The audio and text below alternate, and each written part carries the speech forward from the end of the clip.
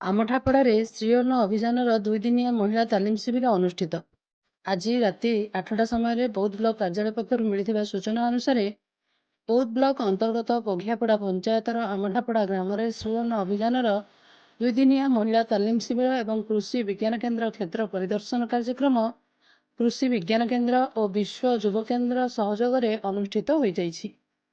ଏହି କାର୍ଯ୍ୟକ୍ରମରେ ବିଶ୍ୱ ଯୁବ କେନ୍ଦ୍ର ବ୍ଲକ ସଂଯୋଜକ ସୁମନ ପରିଡ଼ା ଅତିଥି ପରିଚୟ ଦେଇ ସ୍ୱାଗତ କରି କାର୍ଯ୍ୟକ୍ରମକୁ ଆରମ୍ଭ କରିଥିବା ବେଳେ କୃଷି ବିଜ୍ଞାନ କେନ୍ଦ୍ରର ବୈଜ୍ଞାନିକ ସସ୍ମିତା ପାଲ ଏବଂ ମୟୂରୀ ସିଂ ସର୍ଦ୍ଦାର ଉପସ୍ଥିତ ରହି ମାଣ୍ଡିଆର ଉପକାରିତା ଏବଂ ସରକାରୀ ସହାୟତା ବିଷୟରେ ମହିଳାମାନଙ୍କୁ ତାଲିମ ଦେବା ସହିତ ମାଣ୍ଡିଆ କିପରି ଥ୍ରେସରିଂ କରାଯାଇପାରିବ ସମସ୍ତଙ୍କୁ ଡେମୋ ଦେଖାଇଥିଲେ।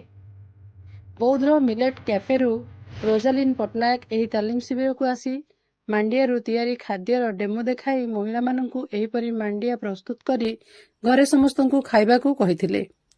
ଶେଷରେ ଆଦର୍ଶ କୃଷି ଉତ୍ପାଦକ କମ୍ପାନୀର ସିଇଓ ବ୍ରଜେନ୍ଦ୍ର ପ୍ରଧାନ ଧନ୍ୟବାଦ ଦେଇ କାର୍ଯ୍ୟକ୍ରମକୁ ଶେଷ କରିଥିଲେ।